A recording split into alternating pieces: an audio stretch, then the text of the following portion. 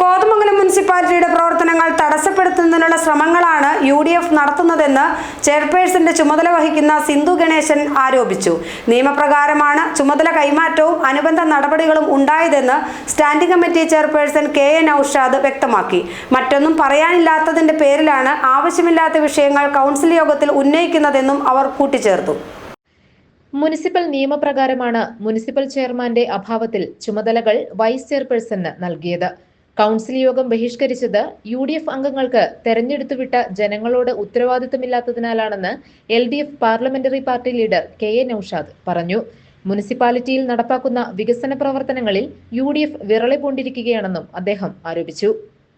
ഇന്ന് നഗരസഭാ കൗൺസിൽ ആരംഭിക്കുമ്പോൾ തന്നെ ഒന്നാമത്തെ അജണ്ട നഗരസഭ ചെയർമാൻ എന്നുള്ള നിലയ്ക്ക് ചെയർമാനിൽ നിന്ന് അതിൻ്റെ ചെയർമാന് സുഖമില്ലാത്തതുകൊണ്ട് അതിൻ്റെ ചുമതല മുനിസിപ്പൽ ആക്ട് അനുസരിച്ച് വൈസ് ചെയർപേഴ്സൺ കൈമാറിയതും അതുപോലെ തന്നെ ഇവിടെ നഗരസഭ വൈസ് ചെയർപേഴ്സൺ ചെയർമാൻ്റെ പകരമായി ചുമതല ഏറ്റെടുത്ത് പ്രവർത്തിക്കുന്നതും അവർക്ക് എന്തോ വലിയ അലോരസം പോലെ ആദ്യത്തെ അജണ്ടയിൽ തന്നെ അവർ ആളിളകുന്ന സമീപനമാണ് സ്വീകരിച്ചത്.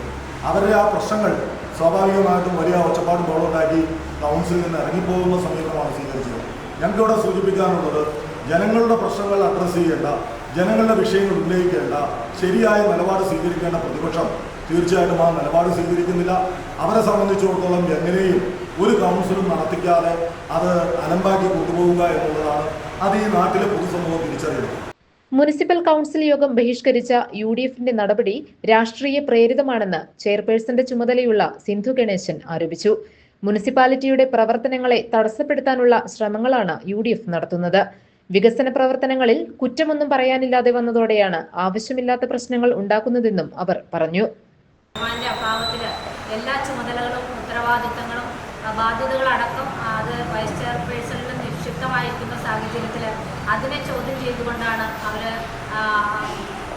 പുറത്തേക്ക് പോയിട്ടുള്ളത്.